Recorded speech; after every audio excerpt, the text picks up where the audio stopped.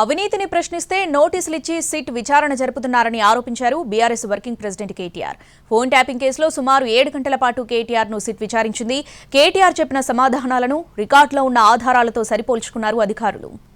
6th కొచ్చాడు, school మార్చాలి. ఎన్ని facilities ఉంటే ఏం లాభం? సబ్జెక్ట్లో అసలు స్టాండర్డ్సే లేనప్పుడు. మా అమ్మాయి స్కూల్లో అకాడమిక్స్ తప్ప ఇంకేమీ లేదు. కంగారు పడకండి. రెసిడెన్స్ స్కూల్స్ తో మంచి చదువుతో పాటు all round development. Right age లో రైట్ ఫౌండేషన్ తో రెసిడెన్స్ స్కూల్స్ ఇప్పుడు హైదరాబాద్ అంతటా.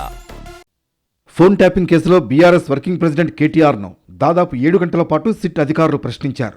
ఈ విచారణలో సిట్ అనేక ప్రశ్నలు సంధించింది. కేసుకు సంబంధించిన కీలక అంశాలను సిట్ సేకరించింది.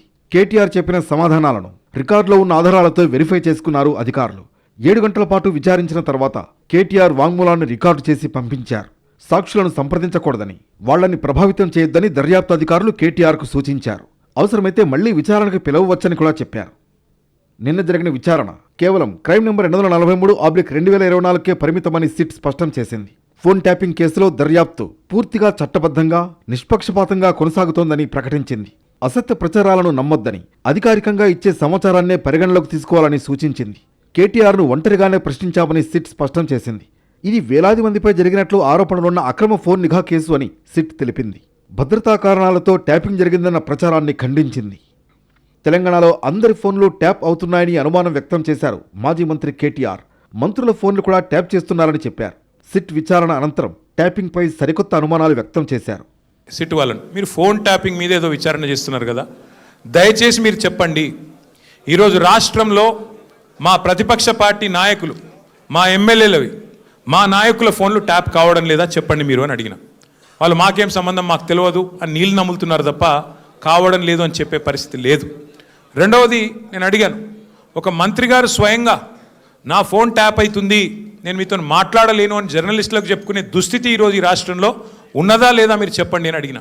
దానికి కూడా సమాధానం చెప్పరు. అది కాదు ఇది కాదని తప్పించుకునే ప్రయత్నం తప్ప వారు మాత్రం సూటిగా సమాధానం చెప్పలేదు.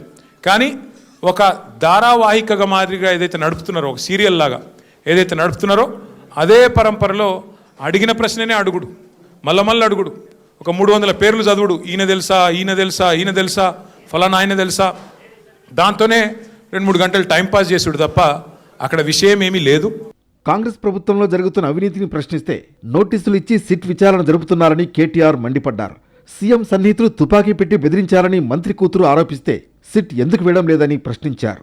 ముఖ్యమంత్రి అనుచరుడు, అత్యంత సన్నిహితమైన వ్యక్తి, అట్లాగే మంత్రి గారి ఓఎస్డీ మధ్యన జరిగిన పంచాయతీ 300 కోట్ల రూపాయల కోసం ఒక పారిశ్రామికవేత్త తలకి తుపాకీ పెట్టినరు అని చెప్పి కేసు రిజిస్టర్ అయితే దాని మీద ఎస్ఐటీ ఎందుకు లేదు? స్వయంగా రెవెన్యూ మంత్రి కొడుకు ఇలా భూ కబ్జాలు చేస్తూ గుండాలను తీసుకొని స్వైర విహారం చేస్తుంటే దాని మీద సిట్ ఎందుకు ఉండదు? అట్లాగే ప్రభుత్వ సొమ్మును, ప్రజల సొమ్మును ఇవాళ ఈ ప్రభుత్వం కొల్లగొడుతున్నది, కాంగ్రెస్ పార్టీ నాయకులు కొల్లగొడుతున్నారు, ముఖ్యమంత్రి బావమరిదే కింగు పిన్ను అని ఆధారాలతో సహా చూపెడితే దాని మీద ఎస్ఐటీ ఎందుకు ఉండదు? ఫోన్ ట్యాపింగ్ కేసులో ఇప్పటికే బీఆర్ఎస్కు చెందిన మాజీ ఎమ్మెల్యేలను సిట్ విచారించింది. 2 రోజుల కింద బీఆర్ఎస్ కీలక నేత మాజీ మంత్రి హరీష్ రావును విచారించింది. ఇప్పుడు కేటీఆర్ను కూడా విచారించింది.